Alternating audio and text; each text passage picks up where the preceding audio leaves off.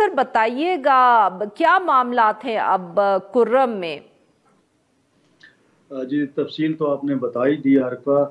असल में ये इशू जो है इसको इस तरह लिया जा रहा है जैसे मीडिया में बताया जाता है जी, दो ग्रुपों में कोई तसादम हो रहा है। एक्चुअल सूरत हाल ये है कि फ़िरका वारियत है, वहाँ पे सेक्टेरियन ये इशू है, और ये इशू आज का नहीं है, 1935 से ये इशू चल रहा है। कोई एक दिन भी ऐसा नहीं है कि यहाँ पे अमन आए।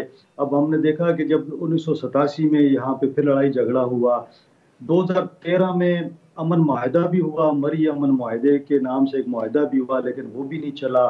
तो 2022 से अब पिछले तकरीबन 2-3 सालों से ये मामला फिर ख़राब हुए हुए हैं। तो हुकूमत की संजीदगी हम देख रहे हैं कि इस हाल में है कि गवर्नर साहब जो हैं वो जरगा कर रहे हैं कोहाट में। भाई, गवर्नर का क्या काम है जरगा करने से? जरगा तो वज़ीर आला साहब करना चाहिए उनको।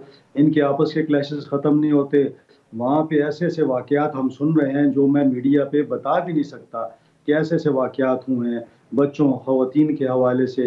तो एक बर्बरियत है वहाँ पे, और दोनों तरफ जो इसी तरह मामला है।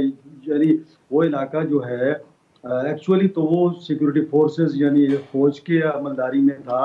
पुलिस की इतनी ज़्यादा वहाँ पे वो नहीं थी, लेकिन उसके बावजूद इतना बड़ा वाक़या होता है कि कानवाई जब चलता है, यहाँ से कानवाई भी जा रहा था और पालचिनार से भी कानवाई आ रहा था, तो ये दोनों तरफ से सिक्योरिटी भी थी, उसके बावजूद एक वाक़या होता है। अच्छा, फिर उस वाक़ये के फ़ौरी बाद कोई एक्शन लेने की बजाय ये इल्ज़ामात और ये चल रहा है इनका सिलसिला, और उसके बाद जो है उन लोगों ने बदला लेने के लिए फिर हमला कर दिया, पूरा गाँव जला दिया, दुकानें जला दी, 300 दुकानें जला दी, लोगों को जला दिया। मतलब क्या हम बताएं इस मीडिया पे आके कि क्या सूरत हाल है वहाँ पे? सही। आप यकीन करें कि वहाँ के लोग जो हैं अब वहाँ से नकल मकानी हो चुकी है। हज़ारों लोग जो हैं वो कोई पेशावर में है, कोई कहाँ कहाँ कोहाट में है, मुख्तलिफ जगहों पे वो लोग आ चुके हैं। उनके पास खाने पीने को कुछ नहीं है, घर जल चुके हैं।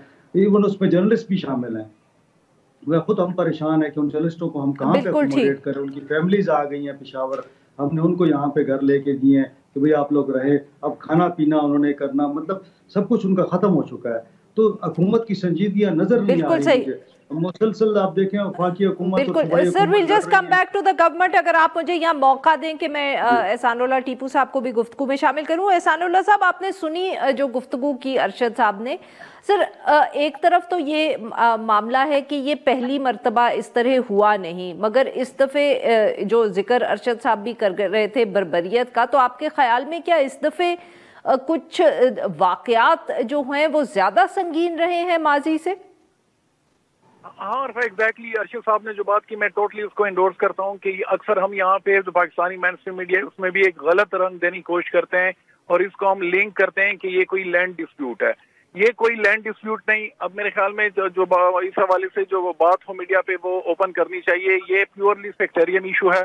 सेक्टेरियन इशू की वजह से इंस्टिगेट होती है ये लैंड डिस्प्यूट जैसी चीजें, जिसके नतीजे में डिस्प्लेसमेंट शुरू हो जाती है। और इसका एक और भी एंगल है, वो है यानी रीजनल और जो मिडिल ईस्ट के वाक़यात है वहाँ पे, कि अगर सीरिया में वहाँ पे कोई दो जो ग्रुप्स हैं, कोई शिया को सपोर्ट कर रहा है, कोई सुन्नी को, तो उनकी भी यहाँ पे उनका इम्पैक्ट आता है।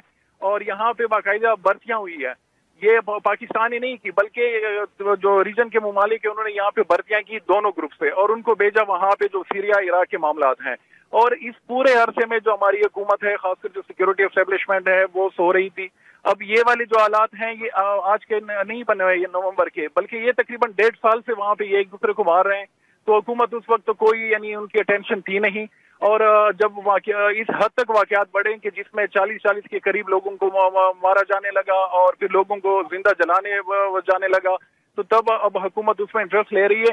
लेकिन अभी भी जो हमारी लॉ एनफोर्समेंट एजेंसी है उनसे जब बात होती है तो वो खुद एक आर्ग्यूमेंट या एक जवाब पेश करने की कोशिश करते हैं कि ये बड़ा सेंसिटिव इशू है, तो हम चाहते हैं कि ये न हो कि हमारी अपनी रेपुटेशन जो है कि वो भी खराब हो।